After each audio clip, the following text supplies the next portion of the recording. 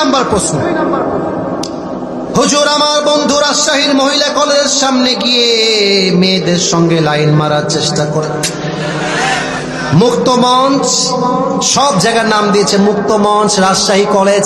আমার মনে হয় সবচেয়ে বেশি যুবকরা লুচ্চামি করে মুক্ত মঞ্চে গিয়ে, মহিলা কলেজের সামনে গিয়ে, আর তার চেয়ে বেশি করে হচ্ছে পদ্মা গার্ডেনে গিয়ে, ঠিক কিনা বলে? আল্লাহ তাআলা রহম করছে, ভদ্রায় একটা পার্ক ছিল, ভদ্রায় নাম ছিল শিশু পার্ক। এটা বেহায়াপনার কারখানা হয়ে গিয়েছিল। সরকারকে ধন্যবাদ জানাই, এখন সেই পার্কটা এত উন্নত হয়েছে, কেউ চাইলেও নষ্টামি করতে পারে না।